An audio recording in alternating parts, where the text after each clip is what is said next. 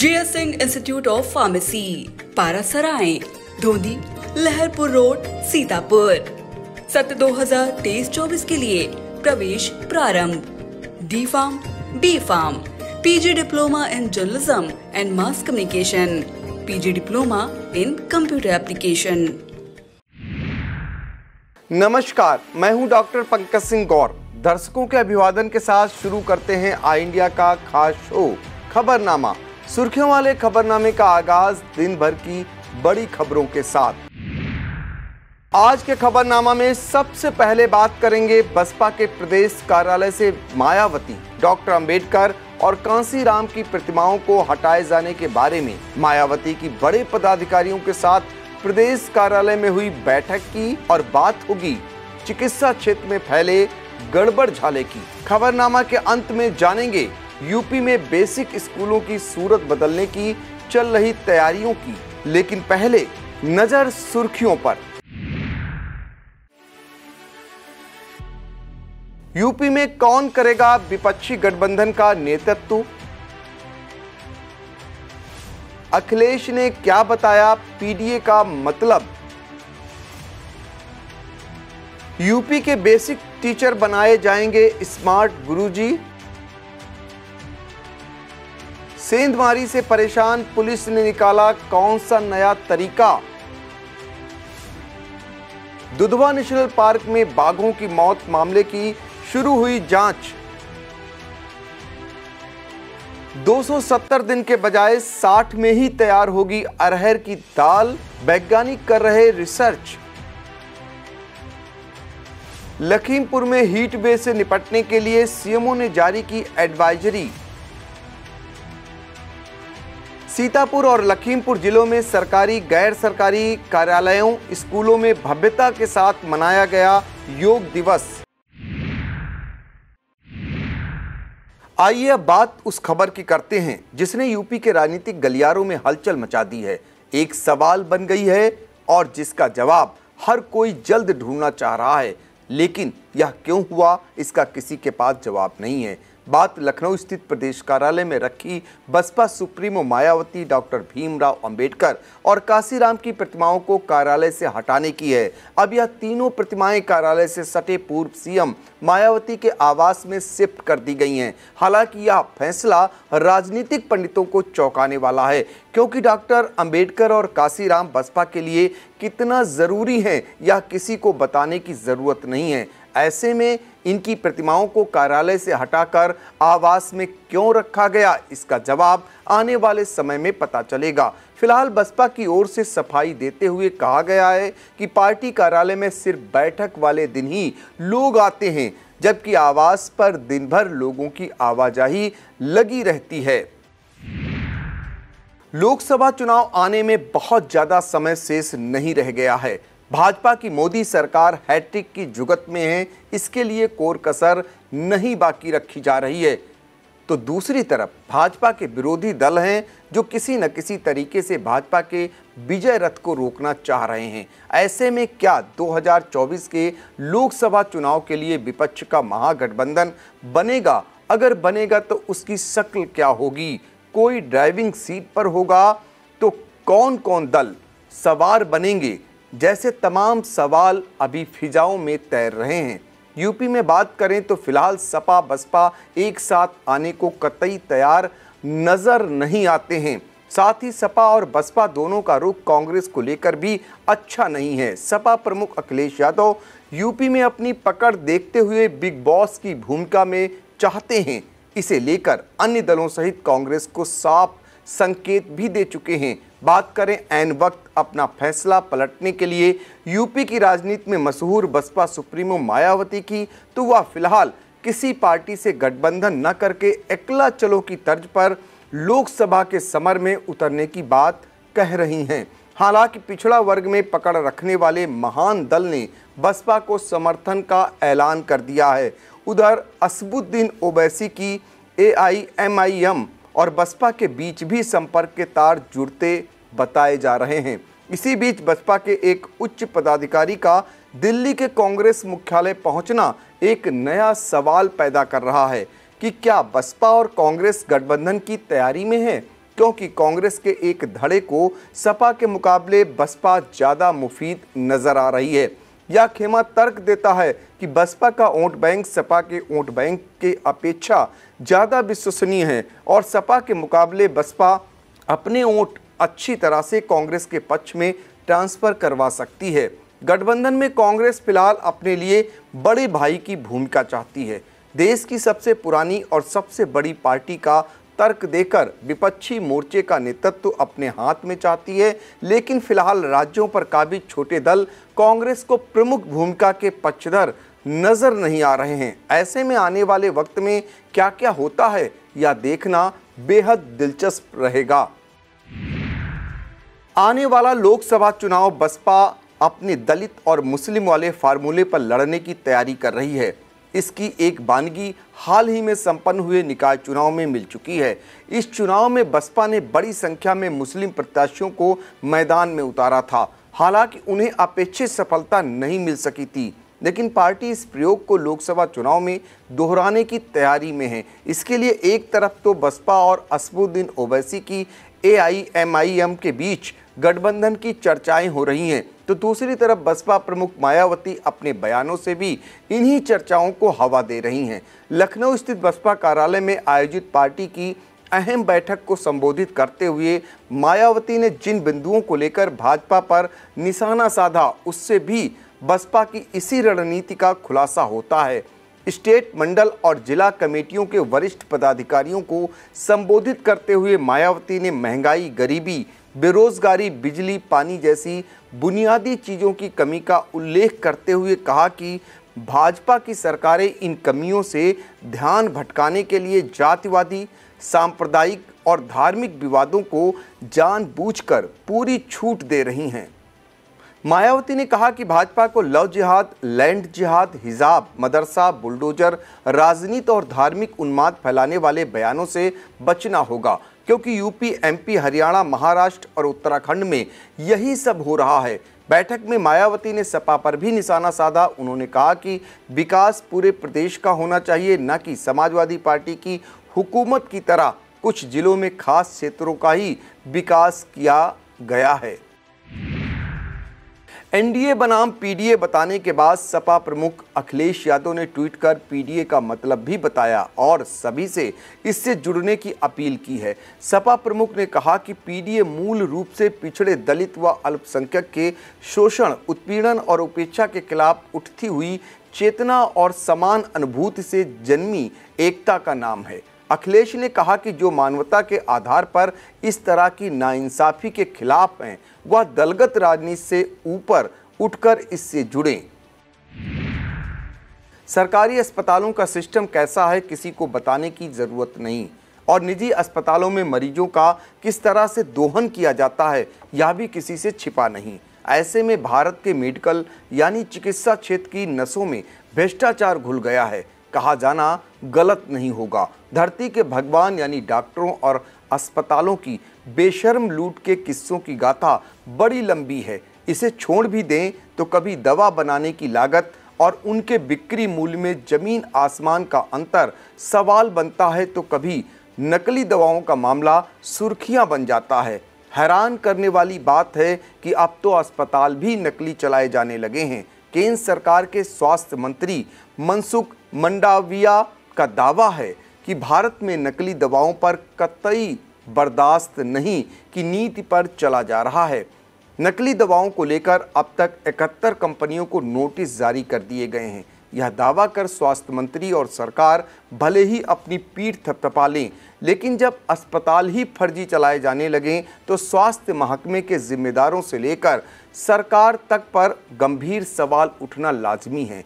आइए हम आपको यूपी के आगरा से आ रही ऐसी ही एक हैरान परेशान करने वाली खबर से रूबरू कराते हैं।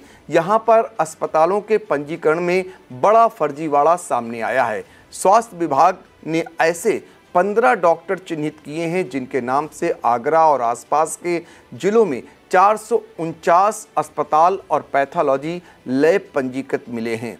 अब विभाग इसकी जांच करने जा रहा है। जानकारी के अनुसार यह अस्पताल या लैब आगरा के अलावा फिरोजाबाद, मैनपुरी, एटा, इटावा अलीगढ़, मथुरा, कानपुर और मेरठ सहित कई और जिलों में हैं। बात नियमों की करें तो एक डॉक्टर एक ही अस्पताल में सेवा दे सकता है। जाहिर है नियमों की अनदेखी कर मरीजों की सेहत से खिलवाड़ और माल काटने का यह खेल एक दो दिन का तो नहीं है, बल्कि लंबे समय से चल रहा था। अब इसे देर आए दुरुस्त आए के सिवा और क्या कहा जा सकता है। यूपी में प्राइमरी स्कूलों के मास्टर साहब जल्द ही स्मार्ट गुरुजी बनाए जाएंगे। इसके लिए बेसिक शिक्षा विभाग पूरे प्रदेश से अच्छे शिक्षकों का चयन कर उन्हें इस क्षेत्र में अग्रणी कर्नाटक, महाराष्ट्र, आंध्र प्रदेश या तेलंगाना जैसे प्रदेशों में ट्रेनिंग के लिए भेजा जाएगा। इस ट्रेनिंग का उद्देश्य शिक्षकों को आधुनिक शिक्षा के साथ व्यक्तित्व विकास की भी जानकारी देना होगा। इस दौरान शिक्षा के अन्य नवाचारों से भी चयनित शिक्षकों को अवगत कराया जाएगा। इसके लिए यूपी के हर ब्लॉक के 1 या 2 शिक्षकों का चयन करने की कवायद जल्द शुरू होने वाली है। यूपी के माध्यमिक स्कूल जल्द ही नए रंग में नजर आ सकते हैं। कारण है कि इन विद्यालयों को संवारने में सांसद निधि का भी उपयोग किया जा सकेगा। इसके लिए माध्यमिक विद्यालय नवीनीकरण मिशन की मदद से काम किया जाएगा। अब विधायक निधि के साथ सांसद निधि का भी अवस्थापना सुविधाओं को बढ़ाने के लिए इस्तेमाल किया जाएगा। यूपी के महानिदेशक स्कूल शिक्षा विजय किरण आनंद के अनुसार माध्यमिक स्कूलों में कक्ष, हॉल और शौचालय निर्माण, computer, smart board, projector, lab, furniture, खेल उपकरण और पुस्तकालय आदि के लिए सांसद निधि का प्रयोग किया जा सकता है। आई इंडिया के खास शो खबरनामा में 19 जून को प्रसारित खबर में जो कहा गया था वह सच साबित हुआ है। राम भरोसे उपभोक्ता, बारिश भरोसे पावर कारपोरेशन, यहाँ से शुरू हुई इस खबर में बताया गया था कि विभाग और सरकार के स्तर पर किए जा रहे सारे प्रयास बेनतीजा हो रहे हैं। पावर कारपोरेशन विद्युत आपूर्ति को पटरी पर नहीं ला पा रहा है। ऐसे में लाख लाख रुपए की पगार पाने वाले विद्युत इंजीनियर आसमान की ओर ताकते हुए इंद्रदेव से कृपा बरसाने की गुहार लगा रहे हैं। अब बिपरजॉय का असर कहें या इंजीनियरों की फरियाद रंग लाई है कि आसमान से बरसी बूंदों ने उपभोक्ताओं को तो गर्मी से राहत दी ही है, साथ ही कल तक शासन के निशाने पर चल रहे पावर कारपोरेशन ने भी लंबी राहत की सांस ली है। बारिश होने के चलते मौसम का चढ़ा हुआ पारा काफ़ी कम हुआ है। इसकी वजह से बिजली की डिमांड भी कम पड़ी है। अवध क्षेत्र के लखनऊ, सीतापुर और लखीमपुर की बात करें तो यहाँ पर पीक डिमांड में 1000 मेगावाट की कमी दर्ज की गई है। इसी के साथ भारी लोड के चलते तार टूटने, ट्रांसफार्मर जलने जैसी फॉल्ट की शिकायतें भी कम पड़ गई हैं। हालांकि बिजली अफसर चिंतित भी हैं कि अगर लगातार और बरसात न हुई तो गर्मी का सितम फिर बढ़ सकता है, जो उनके फिर से उन्हीं मुश्किलों से दो चार होने जैसा हाल पैदा कर देगा। सीतापुर स्थित पारेषण खंड के 220 केवीए विद्युत उपकेंद्र के अशासी अभियंता डीसी दीक्षित डिमांड में कमी आने की बात तो मानते हैं, लेकिन उनका कहना है कि यह कमी टेम्परेरी भी हो सकती है, क्योंकि अगर आगे एक दिनों के अंतराल पर बरसात न जारी रही तो एक तरफ गर्मी बढ़ने से घरों में विद्युत खर्च जच का तस हो जाएगा, दूसरी तरफ किसान भी पर्याप्त बारिश न होने की दशा में खेतों में पानी लगाना शुरू कर देंगे।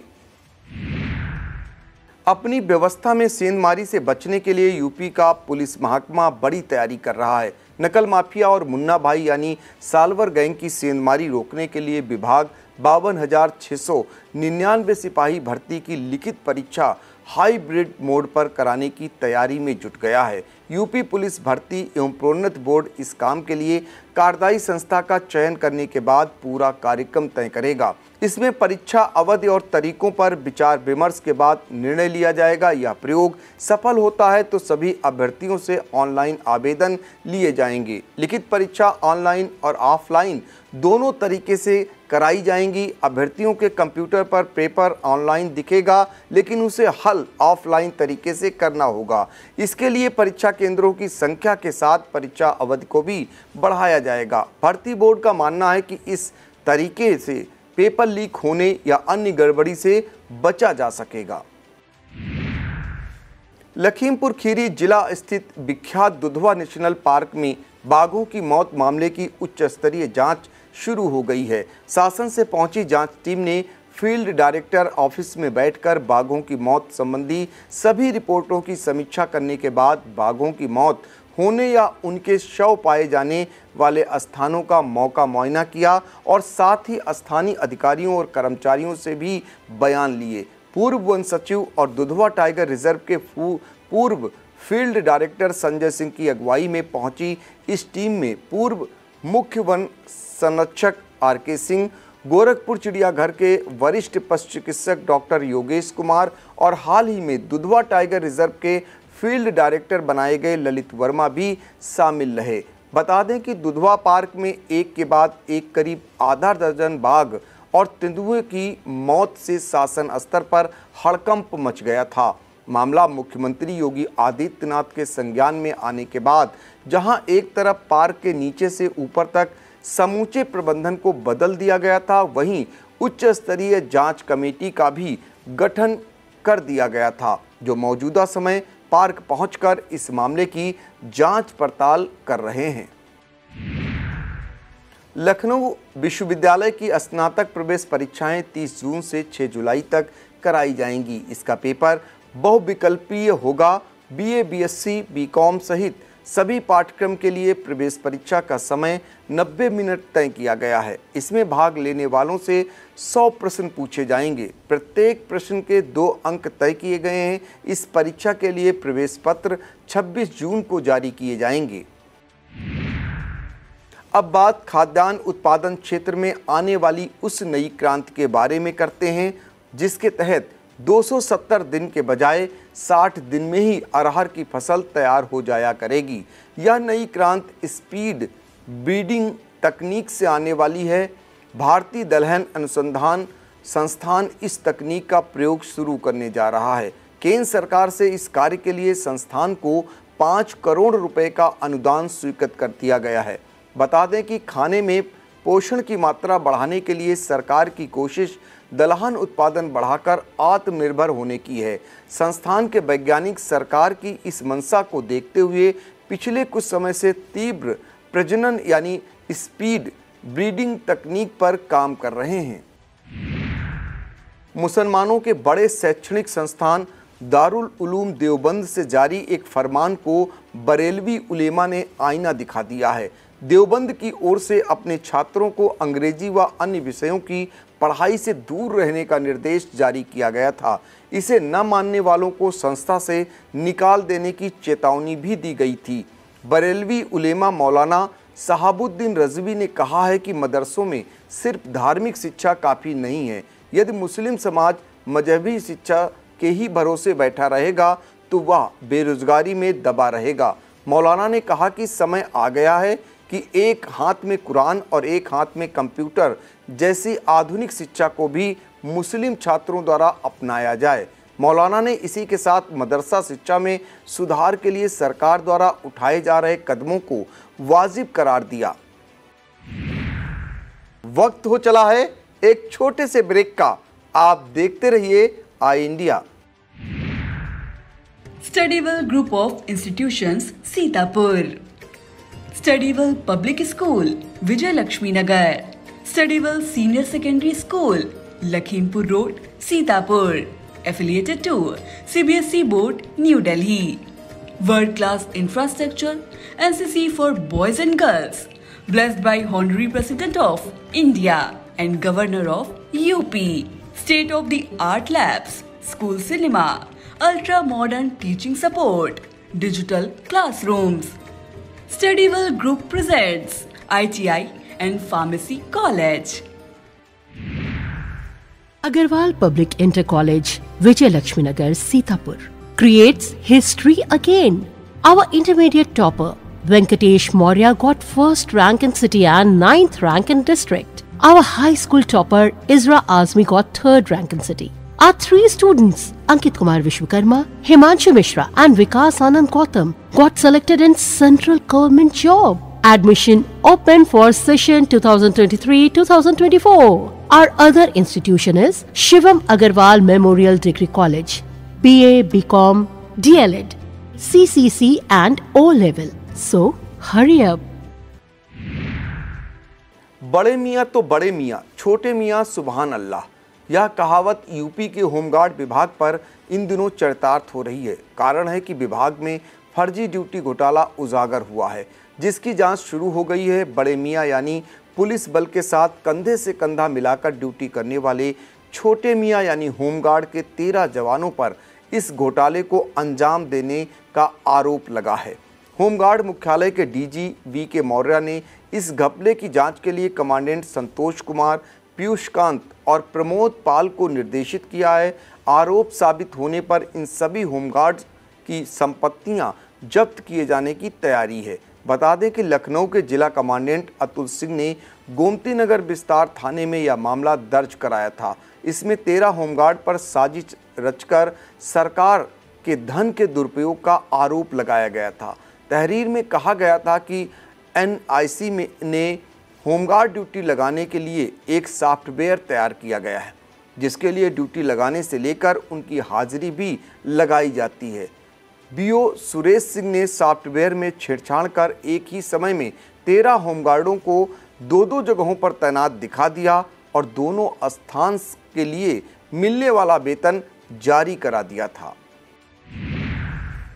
विश्व योग दिवस के अवसर पर पूर्वोत्तर रेलवे के लखनऊ मंडल द्वारा योग शिविरों का आयोजन किया गया। इस दौरान मंडल के विभिन्न स्टेशनों और रेल परिसरों में योगाभ्यास के दौरान आयोजित कई कार्यक्रम किए गए। लखनऊ के बदरियाबाग स्थित रेल अधिकारी क्लब में मंडल प्रबंधक आदित्य कुमार के साथ अपर मंडल प्रबंधक सहित तमाम शाखा अधिकारियों आदि ने योगाभ्यास किया।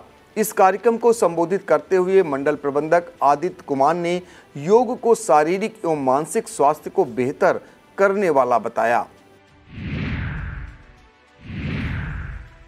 अब खबरें जनपद सीतापुर से। अंतर्राष्ट्रीय योग दिवस के मौके पर सीतापुर जिले में तीर्थनगरी, नैमिषारण्य, कलेक्ट्रेट, पुलिस लाइन और पीएससी की सभी वाहिनियों सहित पीटीसी, एपीटीसी और विभिन्न स्थानों पर सरकारी व निजी स्कूलों, संस्थानों द्वारा योग दिवस मनाया गया। खैराबाद स्थित डाइट परिसर में योग शिविर का आयोजन प्राचार्य के मार्गदर्शन में किया गया, जिसमें डाइट के समस्त प्रवक्ताओं, कार्यालय स्टाफ व समस्त प्रशिक्षुओं ने भाग लिया। कार्यक्रम के नोडल अधिकारी ईस महान शुक्ल द्वारा योग को अपनी दैनिक दिनचर्या में शामिल करने के लिए प्रेरित किया गया। सर्वश्रेष्ठ प्रदर्शन करने वाले 7 महिला वर्ग एवं 7 पुरुष वर्ग के प्रतिभागियों को सम्मानित भी किया गया। इस अवसर पर जिला व्यायाम शिक्षक राज शर्मा द्वारा समस्त प्रतिभागियों को योगासन कराया गया। सिधौली स्थित ब्राइट फ्यूचर पब्लिक स्कूल में योग दिवस के अवसर पर विद्यालय के शिक्षकों, अभिभावकों व बच्चों ने योगाभ्यास किया। विद्यालय के प्रधानाचार्य डॉक्टर अरुण पारासर तथा managing director doctor Ritu Jain ने सभी उपस्थित जन समूहों को नियमित रूप से योग करने के लिए जागरूक किया। इस अवसर पर विद्यालय की उप प्रधानाचार्य सची शर्मा, सबा खान, अभय पांडे, भास्कर त्रिपाठी, अभिषेक कश्यप, प्रभात श्रीवास्तव, अभिषेक गुप्ता, विनय श्रीवास्तव, उत्कर्ष नंदन, नरेंद्र शर्मा, एकता शुक्ला आदि उपस्थित रहे। हिंद मेडिकल कॉलेज सीतापुर में विभिन्न योगा कार्यक्रम आयोजित किए गए। कार्यक्रम की अध्यक्षता चेयरपर्सन डॉक्टर ऋचा मिश्रा एवं कार्यक्रम का प्रारंभ सीएमएस डॉक्टर रवि सिन्हा ने किया। कार्यक्रम में चिकित्सकों, नर्सेज, मरीजों एवं तीमारदारों को योगा कराया गया। साथ ही नर्सिंग कॉलेज में योगा पर संगोष्ठी का आयोजन हुआ। इसके अतिरिक्त सुबह 6 बजे चेयरपर्सन डॉक्टर ए.के. सचान एवं प्रधानाचार्य ब्रिगेडियर यूबी मिश्रा ने मेडिकल छात्रों से योगा के बारे में संवाद किया। कार्यक्रम में प्रमुख रूप से doctor Girdhar Das, doctor Jayanti, doctor Sudhir Rai, doctor Shubhanshu, doctor Ranvijay Singh, doctor Rajlakshmi, Pushpendra, Sumit, Suraj Verma, Mahesh, Abhishek, Kripashankar Pandey आदि उपस्थित रहे। Agarwal public inter college Sitapur में योग प्रशिक्षक अंकित कुमार एवं धीरेन्द्र पांडे के निर्देशन में योगाभ्यास किया गया। कक्षा 6 से कक्षा 8 तक के छात्र छात्राओं के मध्य कला प्रतियोगिता एवं क्विज प्रतियोगिता का आयोजन किया गया। इन प्रतियोगिताओं के विजयी प्रतिभागियों को विद्यालय की प्रबंध निर्देशिका मंजू जिंदल के द्वारा पुरस्कार प्रदान किए गए। सीतापुर जिलों में आयोजित हो रहे योग दिवस को लेकर कमलापुर थाना परिसर में योग शिविर आयोजित किया गया। इस दौरान प्रभारी निरीक्षक सतीश चंद्र, उप निरीक्षक पुष्पेंद्र प्रताप सिंह, RK सिंह, दीवान विजय कुमार, सुरेश कुमार, विवेकानंद मिश्रा के साथ कमलापुर थाने के समस्त स्टाफ ने योगाभ्यास किया। सीतापुर के नेपालापुर स्थित महर्षि विद्या मंदिर में योग दिवस पर कार्यक्रम का आयोजन किया गया। प्रधानाचार्य शिक्षा दीक्षित के निर्देश में आयोजित इस कार्यक्रम के दौरान सभी शिक्षक, शिक्षिकाओं, अभिभावकों एवं विद्यार्थियों ने योग के विभिन्न आसनों का अभ्यास किया। इसके बाद ध्यान शिक्षक और सिद्धि प्रशासक ने योग के महत्व पर प्रकाश डाला। सीतापुर स्थित RMP डिग्री कॉलेज में योग दिवस पर योग अभ्यास किया गया। मुख्य अतिथि जिला क्रीड़ा अधिकारी सुशील सिंह ने संबोधित करते हुए कहा कि योग अभ्यास से सिर्फ शरीर ही स्वस्थ नहीं होता, बल्कि स्वस्थ मन का भी निर्माण होता है। कार्यक्रम प्राचार्य प्रोफेसर रजनीकांत श्रीवास्तव के निर्देशन में आयोजित किया गया। संचालन डॉक्टर अभिषेक दुबे ने किया। इस दौरान योगाचार्य के रूप में शिवपाल सिंह बघेल ने सभी प्राध्यापकों, अतिथियों, छात्र छात्राओं और विद्यालय स्टाफ को योग की विभिन्न क्रियाओं का अभ्यास कराया। इस मध्य निबंध एवं क्विज प्रतियोगिता का भी आयोजन किया गया। इस दौरान प्रोफेसर पवन कुमार यादव, डॉक्टर यामिनी शुक्ला सहित तमाम छात्र छात्राएं मौजूद रहे। सीतापुर स्थित सशस्त्र पुलिस ट्रेनिंग कॉलेज में योग दिवस का आयोजन किया गया। इस अवसर पर कॉलेज में प्रशिक्षण प्राप्त करने वाले उप निरीक्षकों को 27वीं वाहिनी PSC के परेड ग्राउंड पर प्रकृति पथ न्यास द्वारा योगाभ्यास कराया गया। इस दौरान योगा संस्था के अध्यक्ष प्रमोद कुमार फौजी सहित संस्था के कई सदस्य और ट्रेनिंग कॉलेज तथा 27वीं वाहिनी PSC का समस्त स्टाफ व जवान मौजूद रहा। प्रदेश की राजधानी लखनऊ में उत्तर प्रदेश ताइक्वांडो एसोसिएशन के द्वारा आयोजित प्रतियोगिता में विजयी हुए प्रतिभागियों को DM अनुज सिंह ने सम्मानित किया। इस 4 दिवसीय प्रतियोगिता में हृदयांश मिश्र व विशाल ने स्वर्ण पदक प्राप्त किया। साथ ही अप्यांश पटेल ने दूसरे स्थान पर रहकर रजत पदक जीता और अस्मिता अनल, योगिता जायसवाल और अबिरल चौधरी ने तीसरे स्थान पर रहकर कांस्य पदक प्राप्त किया। सीतापुर गुरुकुल एकेडमी के कोच मुकेश पाल के द्वारा एकेडमी के श्रेष्ठ बच्चों को प्रतियोगिता में भाग दिलाकर सीतापुर के लिए 6 पदक प्राप्त किए। सीतापुर के ब्लॉक कसमंडा क्षेत्र में प्रथम एजुकेशन फाउंडेशन द्वारा आयोजित समर कैंप का समापन कर दिया गया। इस अवसर पर प्रमाण पत्र वितरित किए गए। इसमें रामेश्वरी त्रिपाठी विद्या मंदिर सरैया रोड कमलापुर के प्रिंसिपल सत्यम त्रिपाठी, ब्रजपाल सिंह, आशा सुशीला, प्रथम team leader Farah Khan, CIM आकांक्षा शर्मा, प्रियंका गौतम, शिवम गुप्ता के साथ अभिभावक व बच्चे उपस्थित रहे। कार्यक्रम में 80 सहयोगियों को प्रमाण पत्र वितरित किया गया। ग्रामीणों की लंबे समय से चली आ रही मांग पर आखिरकार प्रशासन की नजर पड़ ही गई। अरसे से जर्जर पड़े बरई जलालपुर के मखुआपुर होते हुए बिस्वा नगर चौराहे तक के मार्ग का निर्माण शुरू हो गया है। इस मार्ग को दुरुस्त किए जाने की मांग को लेकर भाकियू श्रमिक जनशक्ति के युवा प्रदेश अध्यक्ष मनीष त्रिपाठी के निर्देश में 19 मई को एक विशाल पदयात्रा निकाली गई थी। उस समय प्रशासन की ओर से जल्द मार्ग निर्माण शुरू होने का आश्वासन दिया गया था। अब इस आश्वासन पर अमल शुरू हो गया है। रालोद सीतापुर जिला इकाई द्वारा मुख्यमंत्री को संबोधित ज्ञापन सिटी मजिस्ट्रेट अमृता सिंह को सौंपा गया।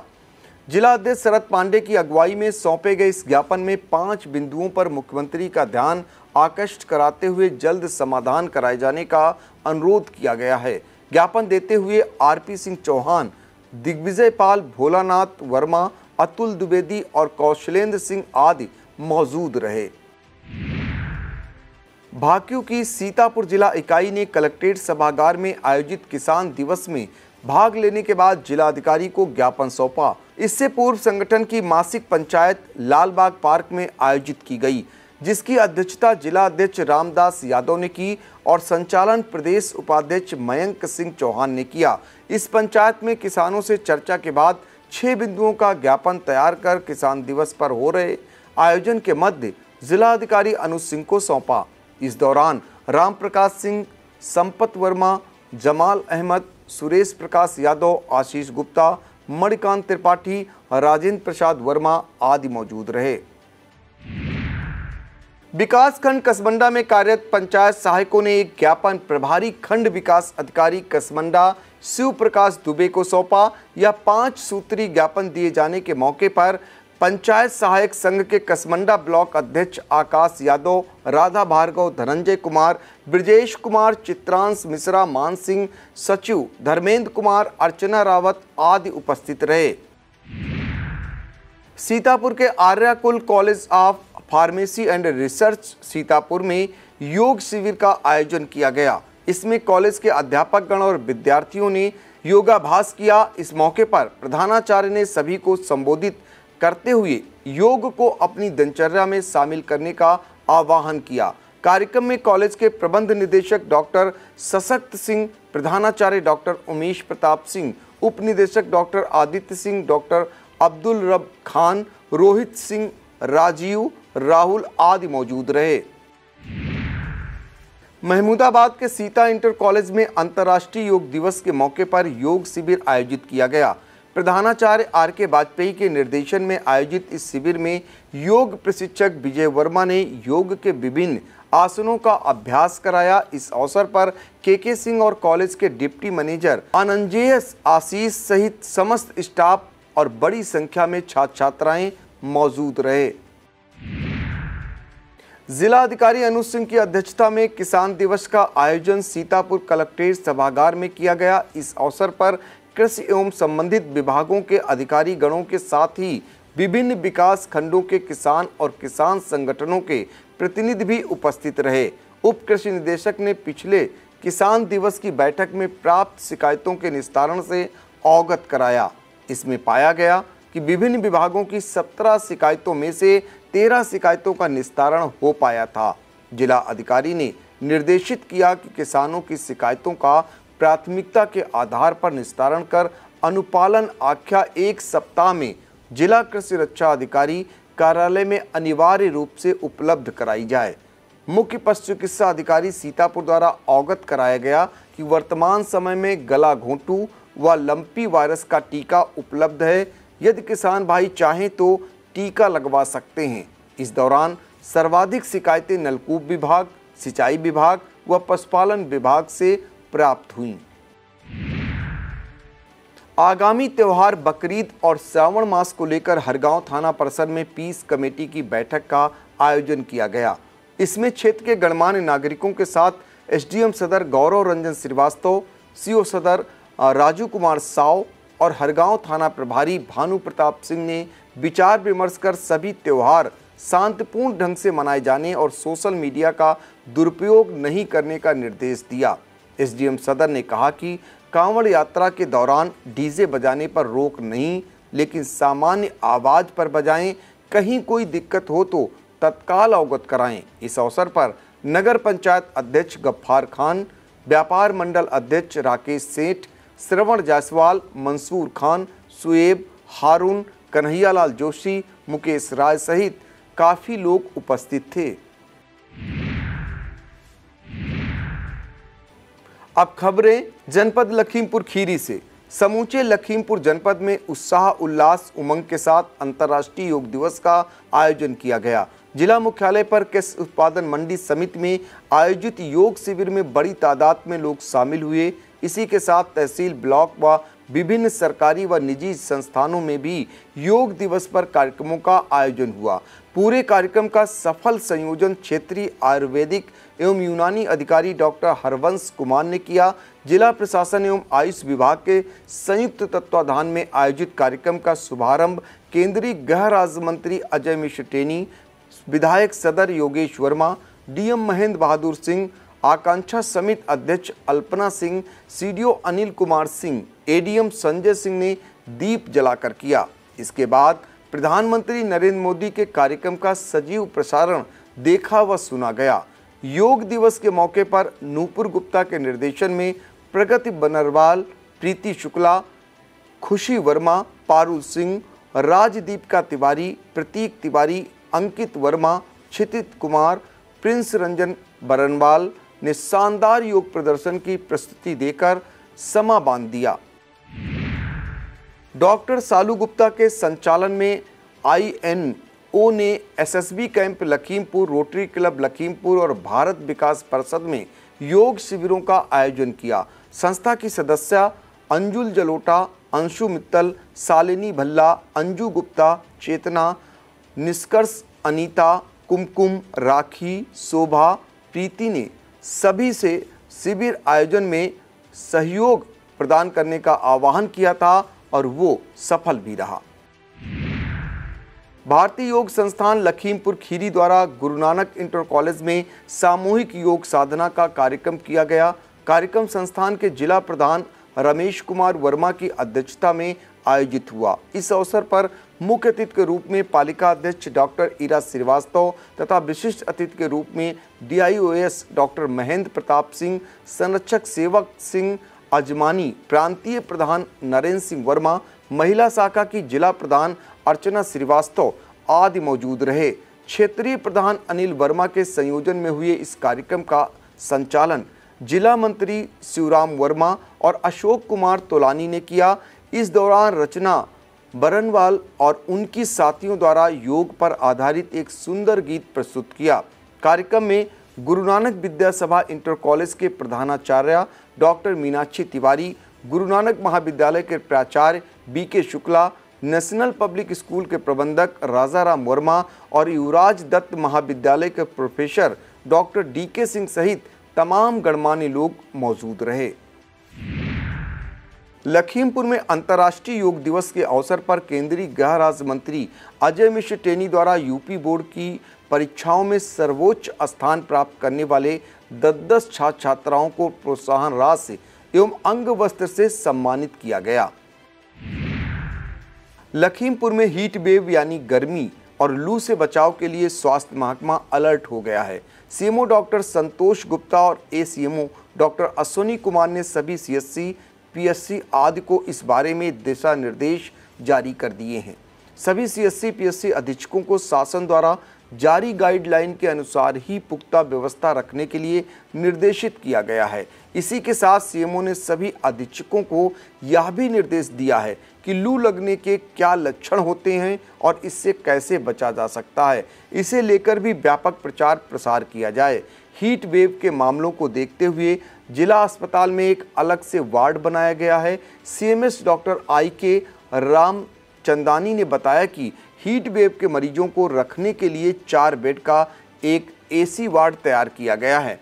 इसी वार्ड पर लक्षणों के अनुसार दवाओं की व्यवस्था सहित पर्याप्त संख्या में कर्मचारियों को भी तैनात किया गया है। यूपी में बेसिक स्कूलों की सूरत बदलने की तैयारी है। शासन इस कवायद को अमली जामा पहनाने के लिए 12,744 करोड़ से भी ज़्यादा की धनराशि खर्च करने जा रहा है। इस धनराशि से विद्यालयों को तमाम तरह की सुविधाओं से लैस कर स्मार्ट स्कूल बनाया जाएगा। यह फैसला मुख्य सचिव दुर्गा शंकर की अध्यक्षता में हुई शिक्षा परियोजना परिषद की बैठक में लिया गया। इस धनराशि के जरिए प्राथमिक और उच्च प्राथमिक विद्यालयों के लिए 2-2 टैबलेट खरीदे जाएंगे। इसी के साथ परिषदीय उच्च प्राथमिक कंपोजिट और कस्तूरबा गांधी बालिका विद्यालयों में स्मार्ट क्लास सेटअप किया जाएगा। इसी कड़ी में उच्च प्राथमिक और कस्तूरबा गांधी बालिका विद्यालयों में ICT लैब की स्थापना की जाएगी। यह था आज का खबरनामा। हमें दीजिए इजाजत। नमस्कार।